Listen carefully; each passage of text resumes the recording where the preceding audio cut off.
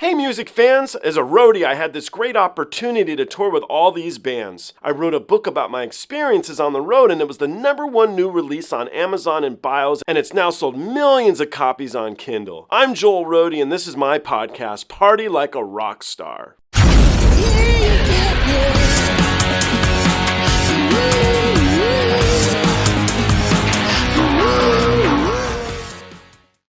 So questions. One of my favorite questions to ask every music guy or whatever, what's the craziest show you ever did, the nuttiest time? And then you got to have some great stories. Your career has been so diversified from Train to Weezer to punk back in the day. I mean, you've lived music, Thomas, and so I'm Well, intrigued. I've seen a lot of that stuff. I mean, I guess really, I mean, it's impossible to pick one story, but the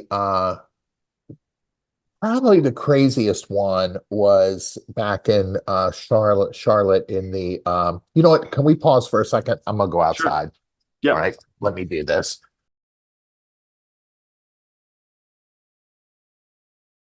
So my crazy story is probably from the mid 90s, and that would be when I was playing in Antiseen. And when you play in a band, you have to have a job where they'll let you off work, so you can go play a week or two's worth of shows and come back and work and go back and forth.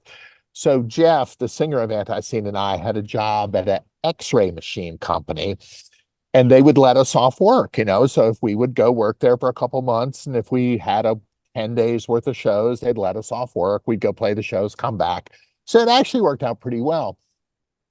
So we were friends with this crazy guy named GG Allin, right?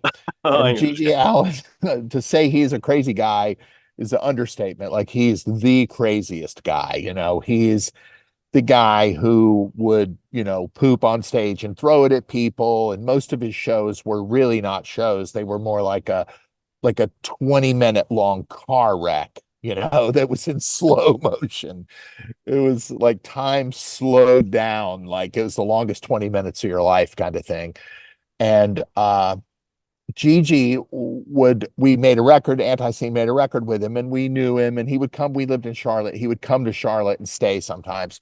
So all the people that we worked with at this X-ray machine company, the place was in South Charlotte near the North South Carolina border. So a lot of these people that worked there were from South Carolina, and they were not Charlotte people. They were rural South Carolina people who drove into work, they didn't come to Charlotte very often, except to come to work. Like if any of them had to go to the hospital, they would get me or Jeff to give them directions. Me and Jeff were a couple of the only ones that actually lived in Charlotte. So anyway, Jeff made a videotape of some GG Allin shenanigans, I'll say. And he had this half-hour long videotape of that stuff. And he gave it to one of the guys at work. So the next day, the guy comes in, God damn, losing his mind. This is just some terrible, nasty GG Allin stuff on this videotape. So eventually, all the people that are working at this company all know who he is, right? And they should never have known who he was. It was just kind of insane that they even had any idea who he was, especially this was probably like 1992 or something. So Gigi was coming into town, and we had the big event in Christmas, and that was the Trans World X-Ray Christmas party, which was the company Christmas party, which was the big event.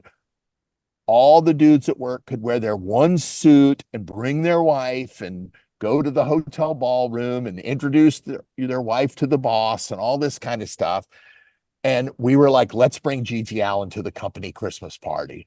So we brought him, and everyone knew who he was. So when he walked in the door, the whole place just like the record like skipped, like, and everyone was like horrified. And he smelled really bad, and he was like wearing a dog collar, and he had like the cop sunglasses on, his typical GG outfit, that he wore. And so we brought him in, and all these people were horrified, and a couple of them made friends with him, and he just kind of hung around. He actually picked a girl up, believe it or not. I don't know how that happened. And we all got drunk and hung out at this party. And then later that night, I think Jeff and some of the guys that worked at the X-ray machine company took him to a titty bar over in West Charlotte, and this was like 1:30 in the morning, and by then everybody was hammered. I wasn't there for this. And Gigi paid a stripper $5 or $10 to piss in a Dixie cup. And he sat there at the bar with two cups, like a cup of like bourbon and a cup of stripper piss. And he would take a shot, a little sip of the bourbon, and a little sip of the stripper piss. And and finally at the end, the bartender's like, last call. And he picked up the cup of stripper piss and killed it.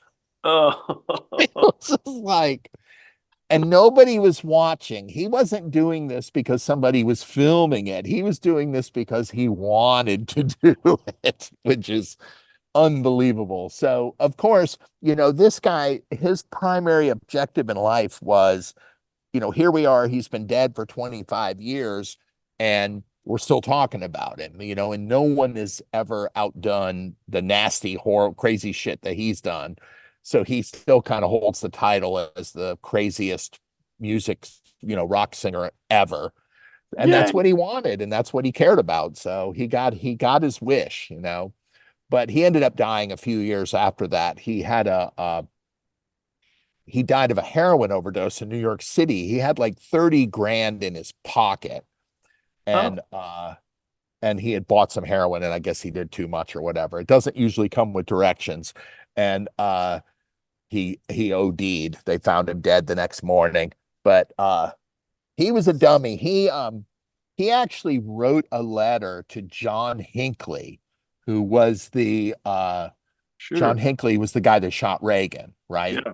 Which I never, in all my punk rock years, I never understood how the punk rock. I loved punk rock and I still do, but I didn't ever understood the fascination of like serial killers. Like all these punk rock dudes always want to read about serial killers and read about all that stuff. I never cared about any of that stuff. I just didn't care about it at all. But so Gigi writes John Hinckley a letter. So John Hinckley's in jail for shooting Reagan back in like 81 or whatever. I think it was 81. And he said in the letter to him, hey, man, that was really cool what you did. Maybe if you get out someday, we can team up and try again. Whoa. Well, what the fuck do you think happened? So, Yeah. so of course he's like in Boston somewhere and he walks out of some business and the black van pulls up and they throw him in the black van like war games or something. And the Secret Service interrogates him for like 3 or 4 hours. So at the time, old man Bush was president. Bush number one was president. And the Secret Service guys were interrogating Gigi and they were like, what would you do if George Bush was sitting here right now? And Gigi was like, I don't know. I'd buy him a fucking beer. What the hell? I don't know. So after they, questioned him, the Secret Service guy comes in the room and goes, we realize you're not a threat to the president. We just realize you're a fucking moron for writing that letter. But he had some outstanding warrant in Michigan or something. So the Secret Service guys sent him to Michigan and he had to go to jail for like a year and a half.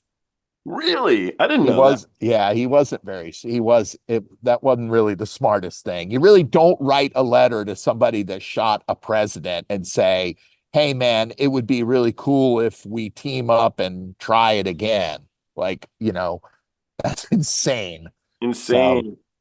so yeah, it's, you know, when I'm at a concert and have some problems, or like when I used to work with Whiskeytown and I had to deal with Ryan Adams shenanigans back in the day, 25 years ago, I was just like, this is nothing. I watched GG Allin shit on stage and throw it at people. My bar is very, very high in Yeah. terms of if you're going to shock me, because I've seen a lot of crazy shit. So that's probably the craziest event that I witnessed, was watching Gigi, bringing Gigi to the company Christmas party. That was a good one. That's a And lump. again, the craziest part of that story to me is that the next morning, or not the next morning, because I imagine this party was on a Saturday, but like Monday morning, Jeff and I went to work and we didn't get fired. I would have thought for sure we would have gotten fired for doing that, but they didn't fire us. They didn't care. I guess Gigi was our plus one, and that was okay. Right. I invite you to my Thanksgiving dinner to tell these Right. wonderful Oh, stories. and he smelled really bad. And it's I can't believe we did that. When I look back at that now, I just can hardly believe we did that, like what a crazy idea, but it was funny though. Worked. I guarantee you all those people that were there remember it as well. Yeah, I bet they do. I Yeah. bet they do. How do you forget this nutty guy? What a Yeah. Christmas party, Well, dude. you know what I realized is that when they met him, he was probably the most famous person that any of them had ever met. He was like a celebrity, Yeah, because they had all seen the videos of him. And, these are people from like Rock Hill, South Carolina. yeah, They're not like me or you hanging out with famous people and being at shows and stuff like that. We're used to that, but these are like regular people from South Carolina. They'd never met anybody famous, and next thing you know, they're getting their picture taken with GG Allin at the all the company people to meeting. meet. I mean, Right? Yeah, that they kind of got ripped off, but it yeah, is not what it really the is. best way to dip your toe in the famous fountain, In the famous world, right? He Oh was no. famous though. Is everybody this bad? Yeah, yes, they are. Yes. Yep. Yep. Yeah, it made us look better, right? Because at least we took a shower every once in a while. I mean, one time Gigi flew to Charlotte to record, and I picked him up from the airport, and he just smelled so bad. I couldn't believe it. And he had this weird old suitcase that was like a carry-on bag, but it was very old, from like the 50s or something. And he'd written on it in Sharpie really big, "I am GG Allin. This is where I live, blah, blah, blah." And I thought about it when I picked him up at the airport. Like, somebody sat next to him on that plane. Oh, I don't, and of course, that somebody still remembers that too, because you're just like, when I used to take band photos, like when we made the album with him, we had to do a couple photo shoots with him and take some rounds of photos for the record cover photos. And when we would all get into the picture, I would take a deep breath and hold my breath during the photo. that bad, huh? Yeah, he smelled terrible, terrible. Okay. Like way past like normal. I'm not talking about smelly European stagehand at a festival in Europe. I'm not talking about that. I'm talking about way past that. That's far. to put it in some terms you can understand.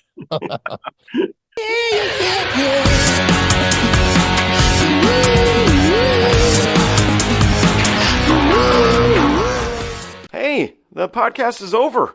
What are you still doing here? Well, while you're here, like and subscribe. Thanks.